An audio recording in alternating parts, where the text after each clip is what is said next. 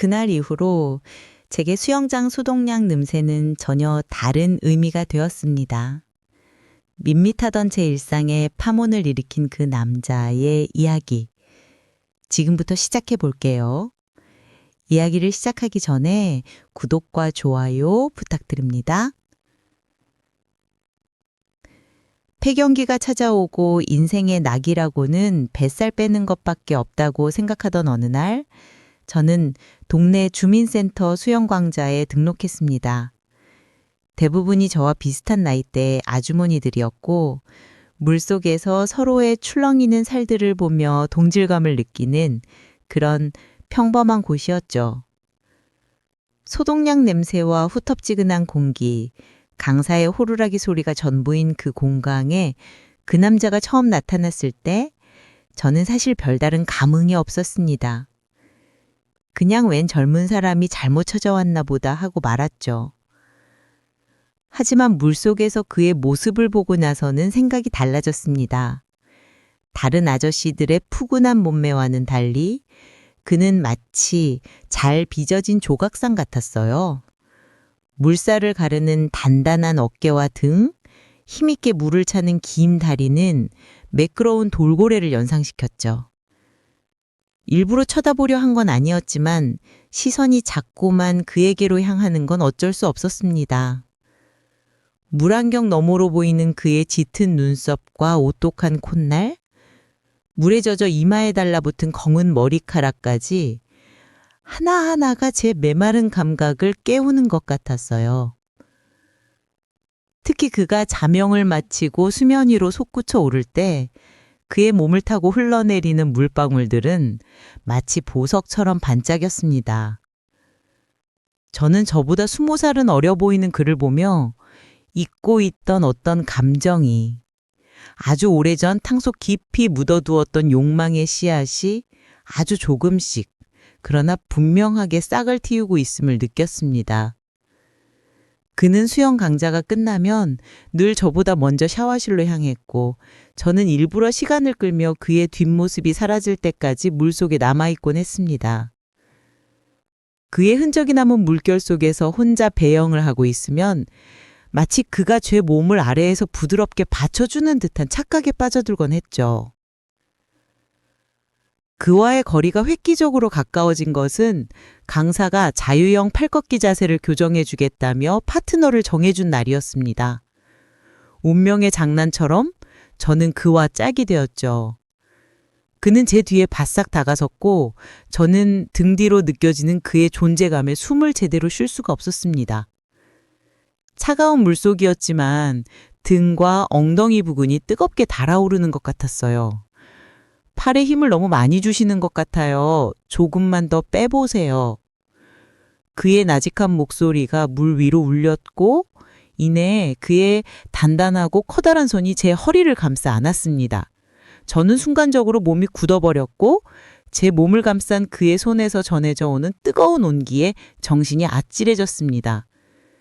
그의 손은 제 허리를 부드럽게 받치고는 다른 쪽 손으로 제 어깨와 팔을 천천히 쓸어내리며 자세를 잡아주었습니다.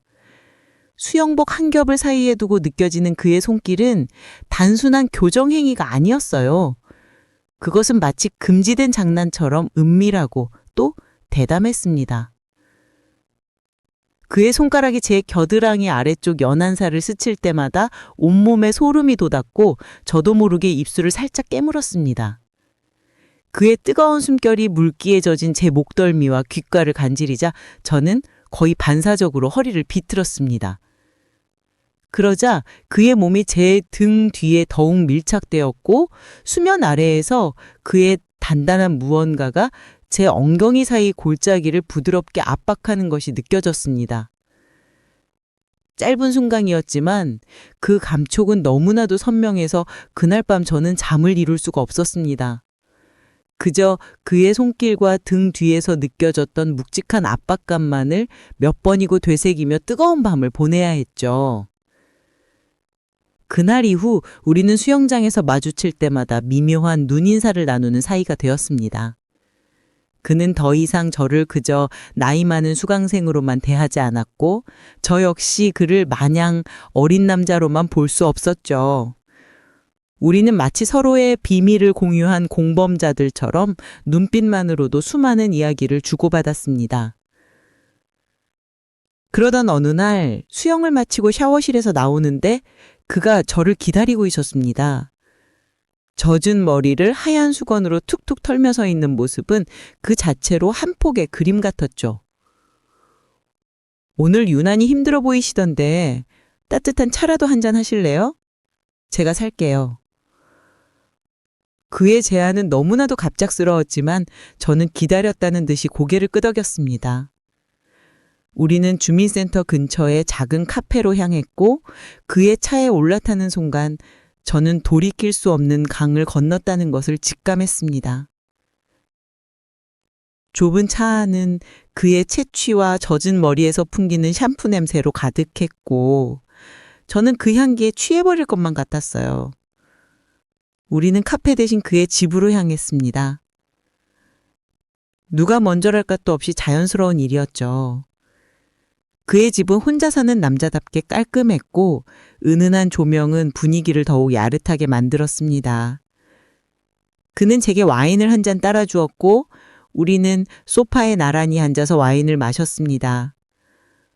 어색한 침묵 속에서 와인잔을 든 제 손이 미세하게 떨리는 것을 그가 본 것일까요?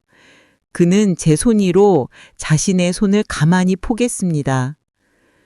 그의 손은 물속에서 느꼈던 것보다 훨씬 더 뜨겁고 단단했습니다. 그리고는 천천히 제 턱을 들어 올리고는 아주 깊고 진하게 저를 바라보았습니다. 그의 눈빛 속에는 거부할 수 없는 강렬한 욕망이 담겨 있었고 저는 그저 그의 처분만을 기다리는 어린 양이 된 기분이었습니다. 그의 입술이 제 입술에 닿았을 때 저는 세상을 다 얻은 것 같았습니다. 와인 향과 섞인 그의 맛은 달콤하면서도 썼고 저는 그 맛에 완전히 중독되어 버렸습니다. 우리는 소파에서 현관으로, 현관에서 침실로 마치 길을 잃은 사람들처럼 서로의 몸을 더듬으며 이동했습니다. 저를 감싸고 있던 얇은 옷가지들이 하나씩 힘을 잃고 바닥으로 떨어질 때마다 저는 수십 년간 저를 억압했던 모든 것들로부터 해방되는 기분을 느꼈습니다. 그의 뜨겁고 단단한 몸이 제 위로 겹쳐졌을 때 저는 저도 모르게 그의 등을 강하게 끌어 안았습니다. 그는 마치 성난 파도처럼 저를 거칠게 탐했고 저는 기꺼이 그 파도에 휩쓸려 깊은 바닷속으로 가라앉았습니다. 삐걱거리는 침대 소리와 우리의 거친 숨쉬기가 방 안을 가득 채웠고 우리는 서로의 몸에서 단 한순간도 떨어지려 하지 않았습니다. 그의 단단함이 마침내 내 가장 깊고 부드러운 곳을 가르고 들어왔을 때 저는 소리 없는 비명을 질렀습니다. 쾌락인지 고통인지 모를 감각이 온몸을 관통했고 제 안에 오랫동안 잠들고 있던 모든 세포들이 일제히 깨어나는 것 같았어요. 그는 멈추지 않았고 저 역시 그를 멈추고 싶지 않았습니다. 우리의 움직임은 점점 더 빠르고 격렬한 리듬을 만들어냈고 마침내 모든 것이 하얗게 터져나가는 듯한 순간이 찾아왔습니다. 모든 것이 끝난 후 그의 몸에 안겨 바쁜 숨을 몰아쉬는 동안 저는 창밖으로 보이는 도시의 불빛을 멍하니 바라보았습니다. 제 인생이 그 불빛들처럼 다시 한번 반짝일 수도 있지 않을까. 그런 부지런한 희망을 품으면서 말이죠.